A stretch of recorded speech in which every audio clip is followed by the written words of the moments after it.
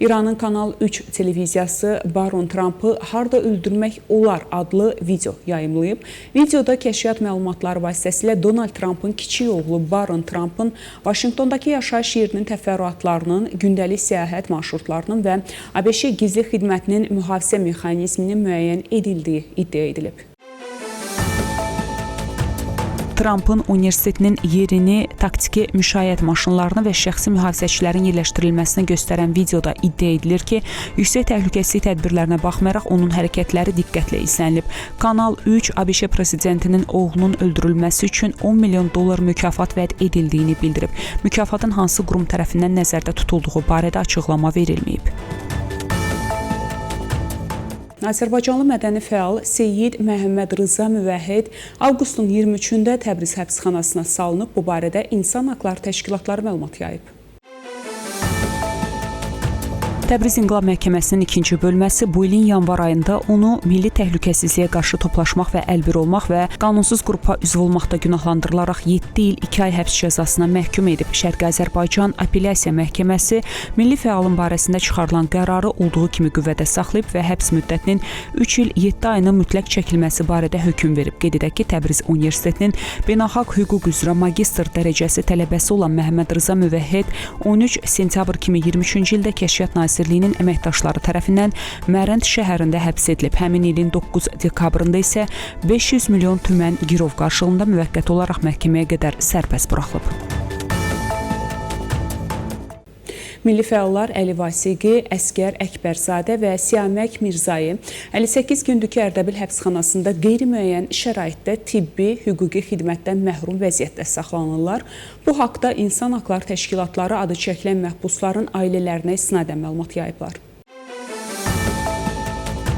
Onların sözlərinə görə Mirzayı Ərdəbil həbsxanasının 7-ci palatasında, Əli Vasiqi və Əskər Əkbərzadə isə narkotik cinayətlərində ittiham olunan məhbusların saxlanıldığı 16-cı palatada saxlanırlar. İnsan Haqları Təşkilatlarının məlumatına görə Siyamək Mirzayı və Əskər Əkbərzadə diz meniskusu və 3-cü dərəcəli yağlı qaraciyər xəstəliklərindən əziyyət çəkmələrinə baxmayaraq lazımi tibbi yardım və dərmanların əldə edilməsindən məhrum ediliblər. Bildirilib ki, məhbusların həbsindən bir ay keçdikdən sonra onların girov qarşılığında müvəqqəti olaraq məhkəməyə qədər sərbəst buraxılmaları haqqında qanun pozulub və fəalların qeyri-müəyyən vəziyyətdə saxlanılmaları Kəşfiyyat Nazirliyinin tapşırığıdır. Ərdəbil həbsxanasında saxlanan siyasi məhbus Babək Dadbəxş avqustun 23-dən aclıq eyləminə başlayıb. Bu barədə İnsan Haqları Təşkilatları məlumat yayıb. O, İran məhkəmə sisteminin başçısı Qulam Hüseyn Ejəyə yazdığı məktubda tələblərinin yerinə yetirilməməsi və hüquqlarının pozulmasına etiraz olaraq eyləmə başladığını bildirib. Siyasi məhbus məktubunda səsini eşitdirmək üçün aclıq eyləminə başladığını və etirazlarını etibarlı məhkəmə rəsmisi vasitəsilə məhkəmə sisteminin ən yüksək vəzifəli şəxslərinə çatdırmaq istədiyini yazıb. Dadbəxş həmçinin əfv, güzəşt, cəzanın azaldılması və ya azadlığa səbəb olacaq hər hansı bir güzəşt istəmədiyini və bunun əvəzinə etibarlı, bacarıqlı, ekspert və məhkəmə məsələləri üzrə mütəxəssis ilə danışmaq istədiyini bildirib. Mazəndaran əyalətinin Sari şəhərində İslam dininin Bəhai təriqətinə mənsub olan daha 4 nəfər həbs edilib. Bu haqda Beynəlxalq Bəhai İcması məlumat yayıb.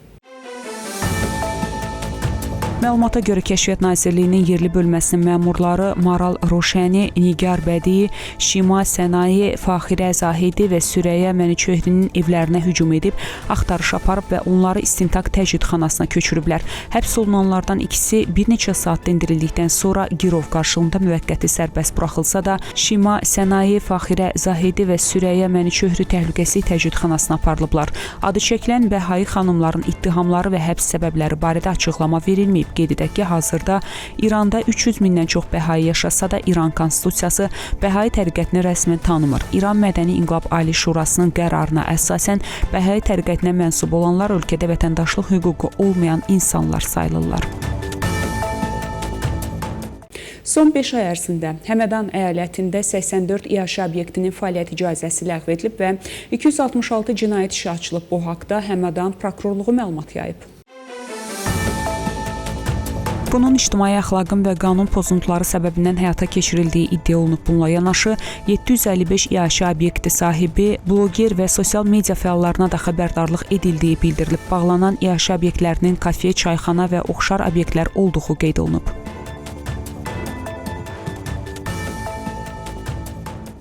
Son 12 il ərzində İranda qeydiyyata alınan nigahların sayı təxminən 50% azalıb. Bu haqda Rokna xəbər agentliyi Vətəndaşlıq Vəziyyəti Aktlarının Dövlət Qeydiyyatı İdarəsinə istinadən məlumat yayıb.